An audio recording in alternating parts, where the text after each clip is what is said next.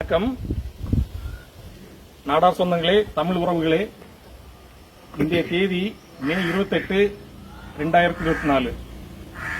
நாங்க நின்று பேசிட்டு இருக்க இடம் தூத்துக்குடி மாவட்டம் ஏரல் பக்கத்தில் இருக்கக்கூடிய நட்டாத்தி என்கிற கிராமம். நட்டாத்தி நாடார்களின் பூர்வீகமான கிராமம். தமிழகம் எங்கும் நட்டாத்தி நாடார்கள் கொடிகட்டி பறக்கிறார்கள். அவர்களின் பூர்வீகமான இடம் இது.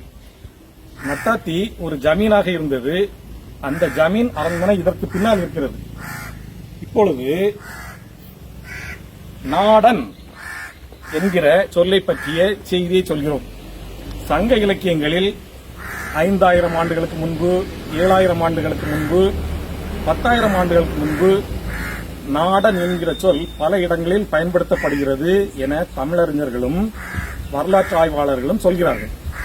ஆனால் நாடார்கள் மேல் காழ்ப்புணர்ச்சி கொண்ட சில தமிழறிஞர்களும் வரலாற்று ஆய்வாளர்களும் நாடன் என்கிற சொல்லுக்கும் நாடார்களுக்கும் எந்த தொடர்பும் கிடையாது என வாதிடுகிறார்கள். ஆனால் நமக்கு முதல் நிலை ஆதாரம் இருக்கிறது.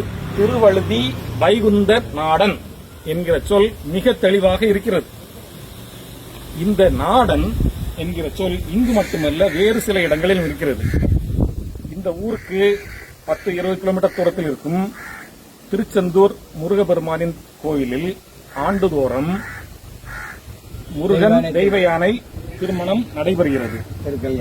அந்த திருக்கல்யாண வைபவத்தை நடத்துவோர்கள் இந்த நட்டாத்தி நாடார்கள். தெய்வ யானை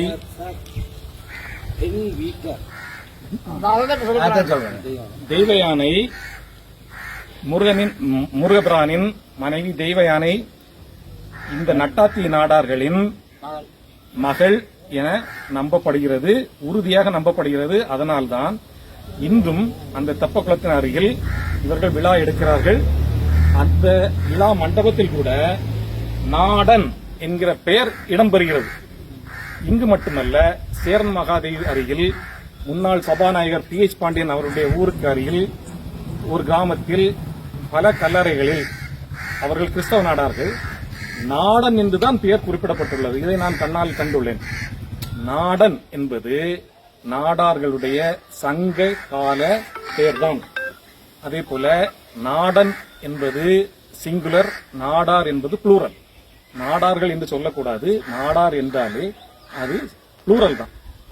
சோ இன்றிலிருந்து உங்கள் சந்தேகங்களை அகற்றுங்கள். சங்க இலக்கியங்களில் சொல்லப்பட்டுள்ள நாடன் என்னும் சொல் நேரடியாக நாடாருடன் தொடர்புடையது. நாடன்கள் தான் நாடார்கள். நன்றி.